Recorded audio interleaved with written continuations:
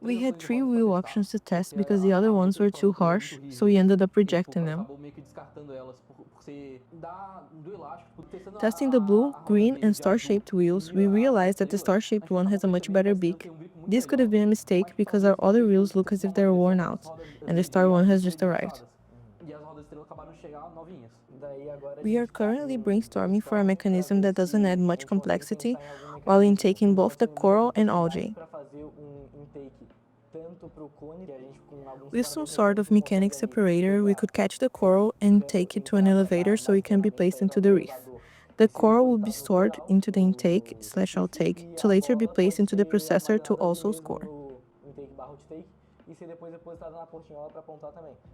We also plan on thinking more about the game strategy to define the mechanism we'll use, but it's probably going to be a hybrid one. Because of the lack of resources, we ended up using only a 775 with a 3-to-1 reduction. Its usual RPM is 21,000, and with this reduction, it goes to a 7,000.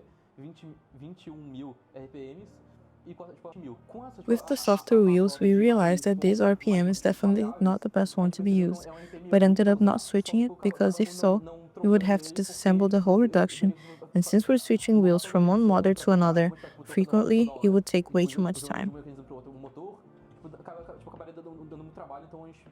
Because of our tests on the coral and algae intake, we realized that the ideal RPM would be lower and with a stronger torque for better control.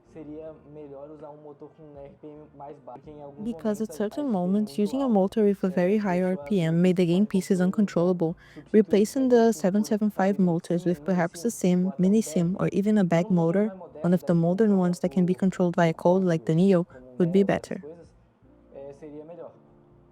So we're thinking of installing a bag motor with a similar reduction as it has a higher torque, which would allow for better testing without throwing the game pieces around. During the testing of this algae and the outtake on the processor, we tried various distances and found that when the robot was not too close, the ball hit inside, ricocheted off the robot, and entered. When the robot was too close to the processor and the motor was directly connected to the battery, the ball would hit the wall, bounce back off the robot, and go in. When it was at a distance of about one ball's length, it would hit the wall and not go in. When it was further away, the ball would go in, but it became uncertain because it wasn't very precise. So in this part, reducing the motor speed would help a lot more.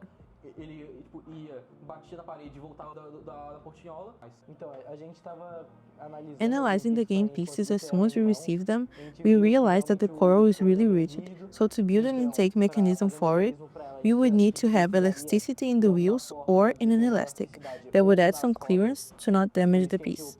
That's why we choose the softer compliant wheels. The algae is really soft and bounces a lot, so we don't need hard wheels. We chose the gray wheels with a hydrometer because we wouldn't need to compensate for the lack of malleability of the algae. Another interesting characteristic about it is that we can take advantage of how bouncy it is to score in a distance from the processor.